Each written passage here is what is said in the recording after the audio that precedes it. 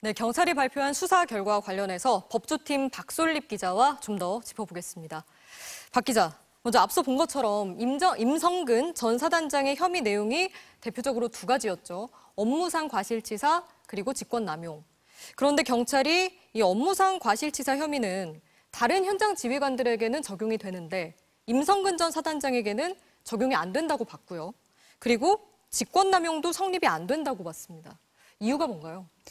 네, 먼저 경찰은 수변 수색 지시, 바둑판식 수색 지시 등 임 전 사단장의 행위가 직권남용이 아닌 월권으로 규정했습니다.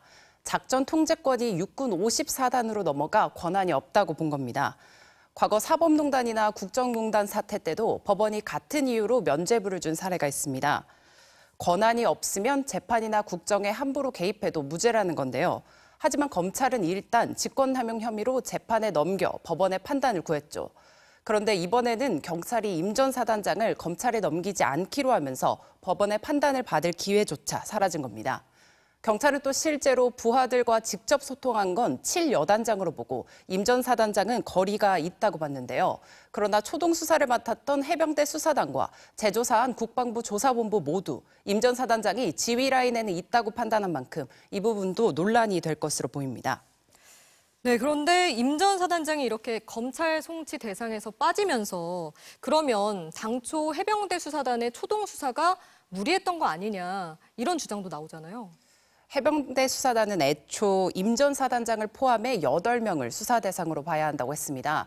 그런데 9명을 입건한 경북경찰청과 크게 다르지 않은데요. 박정훈 대령 측은 오히려 국방부 조사본부 재수사가 잘못됐다는 걸 방증한다고 지적했습니다.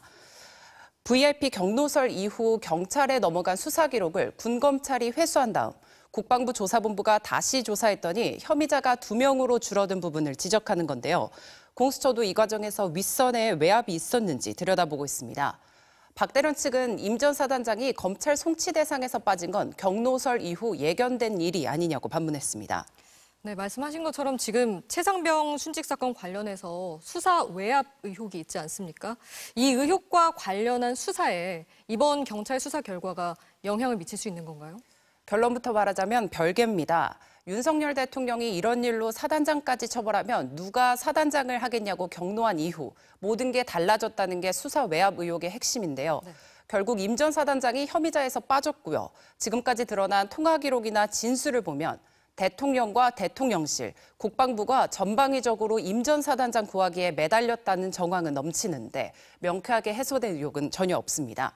이 과정에서 박 대령이 항명죄로 재판에 넘겨졌고요. 임 전 사단장이 억울한 측면이 있다고 하더라도 외압으로 해결하려고 했다면 법 절차를 허무는 일입니다.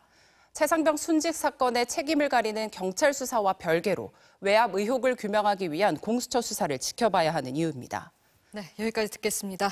박솔립 기자 잘 들었습니다.